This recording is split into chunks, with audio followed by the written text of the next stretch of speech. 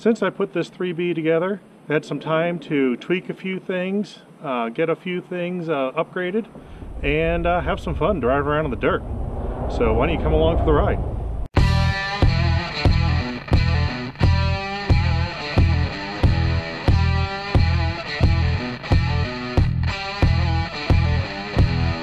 On this CJ-3B, I went ahead and bought a actual reproduction hose to go from the air filter to the carb.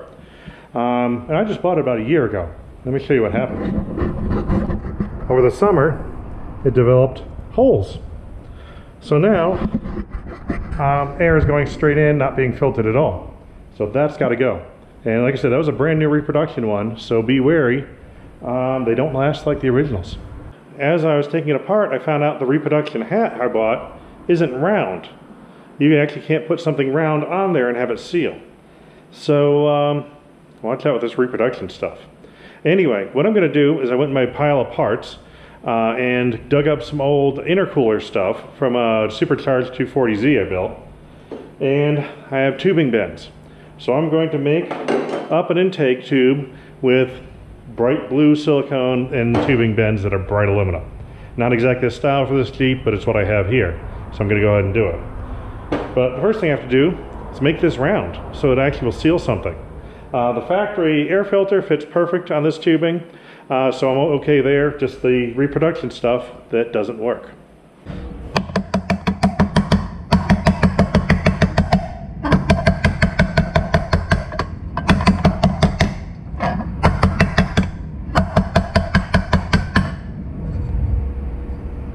There, it's round now.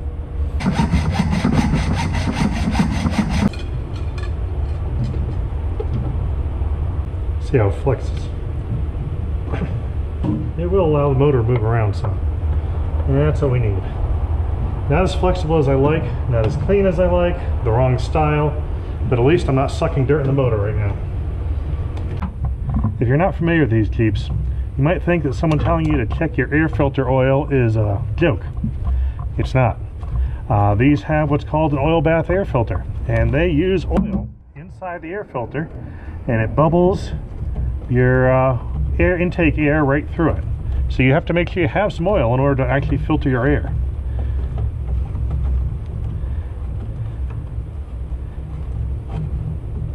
Now we can just pop off the bottom here, and there should be oil in there, and just sludge. So the oil is gone. It even has oil level written on there. So you're supposed to have oil up to this level in order for this air filter to actually filter. So I'm going to clean her out and add some oil. Alright, I've got this cleaned out. You can see it's embossed, so you actually can read oil level from the outside and from the inside, so it's easy to fill.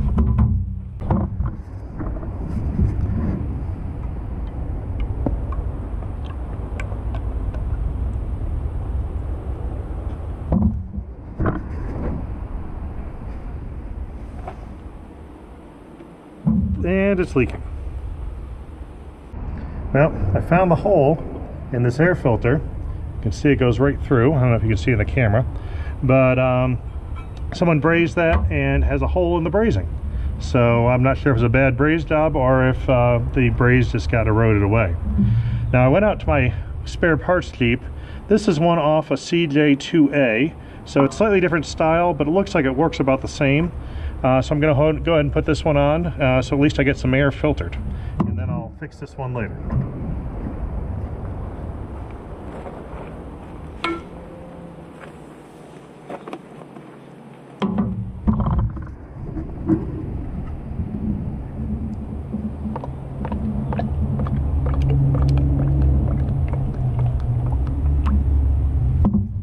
Fill it up to the line.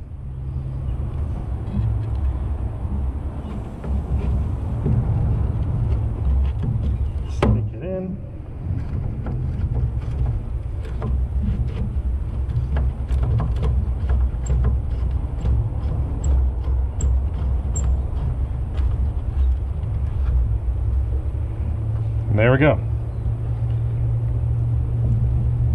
Properly oiled air filter. For some reason, the speedometer on this Jeep is totally frozen. So I scored myself a speedometer that works.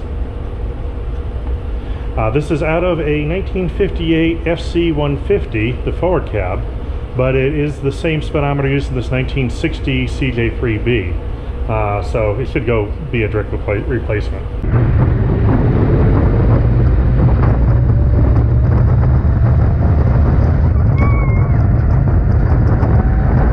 This rear wheel on the driver's side has a habit of sticking. So I'm going to go ahead and replace the wheel cylinder. Hopefully that'll fix the problem. And there also seems to be a little bit of wetness in here. Hopefully it fixes that problem too. If not, I got to start looking at axle seals. While I'm in here, got a couple other things we're going to do. I noticed a little scraping of the tires. So there's one piece that sticks out. I'm going to clearance that a little bit. And the bump stop's missing. So I'm going to add one of those. Hopefully that fixes every problem I have.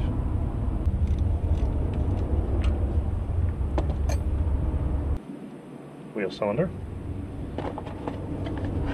RockAuto.com replacement. They should sponsor me. I use enough of their stuff.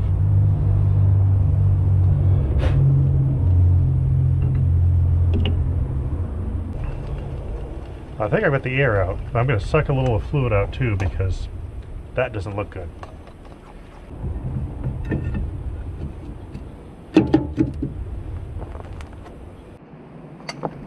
Now onto the bump stop. I actually bought a new one. All those parts for these things are available and pretty cheap. So I'm going to add that in and hopefully that'll help the tire rubbing. Now, the other thing I've got to do is someone attach the rear seat by cutting a hole in the body. And that is hitting. Luckily it's round tubing, so I'm going to make it flat tubing.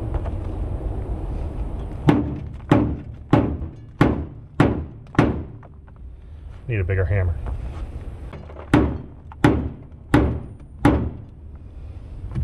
There, it's much better. On this CJ-3B, I originally got a set of dry rotted, worn out tires like this on it. And these are really old. Out of the 3 tires that were on it that the tread pattern matched, only 2 of them held air, and those were really badly rotted. So in order to test drive it, I threw on a set from another project, which are these. They're actually CJ-2A wheels. They're 16 inchers, and the tires are takeoffs from that Jeep Liberty. They're the old set that came with that car because they were 16 inchers and it's kind of skinny. So I threw those together just to get something to get it rolling, which works fine, but these are painted for a different project, so the paint doesn't match, and the tires lack the traction I need for basic household chores like towing a boat full of dirt across the yard.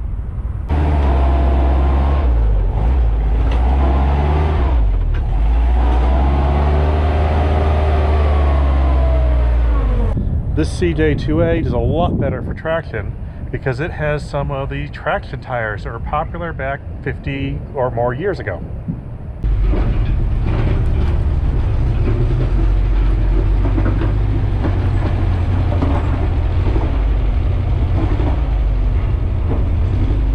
Back when I was a kid, all the off-road vehicles and Jeeps had traction tires, which had a tread that looked something like this.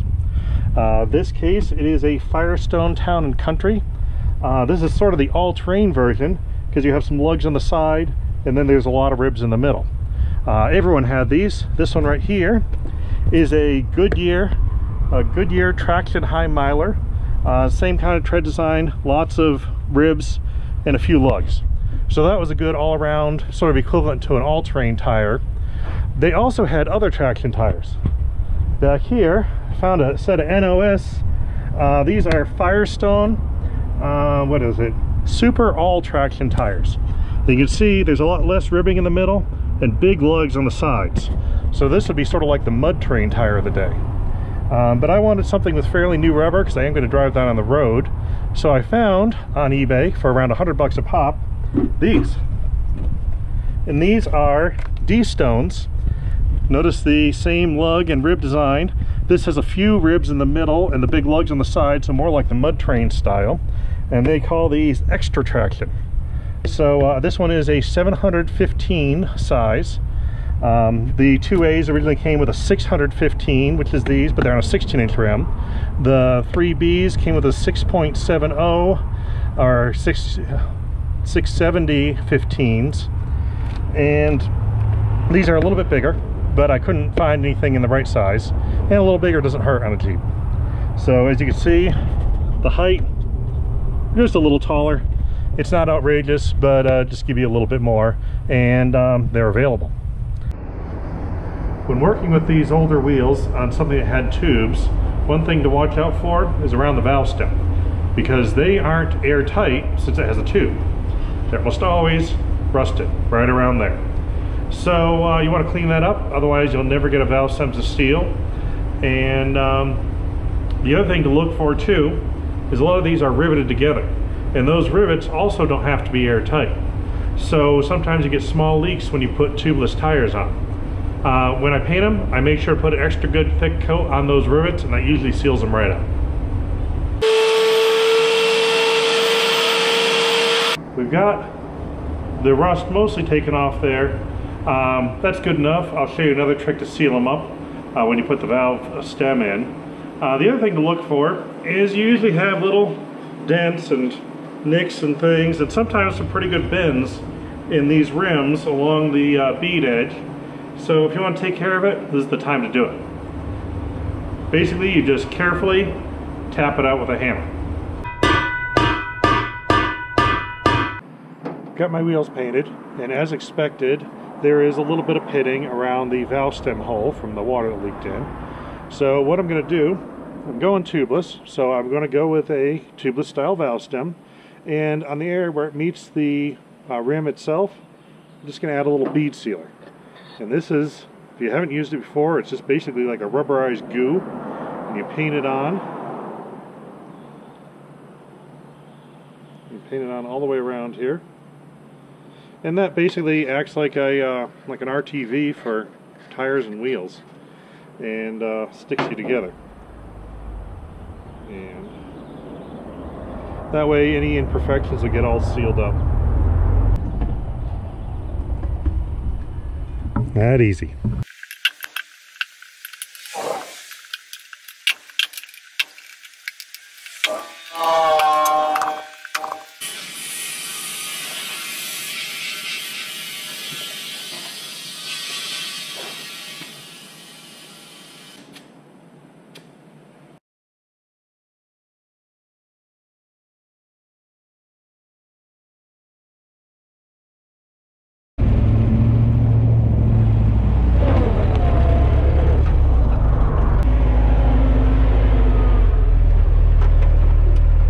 Are working pretty well. I'm happy with it.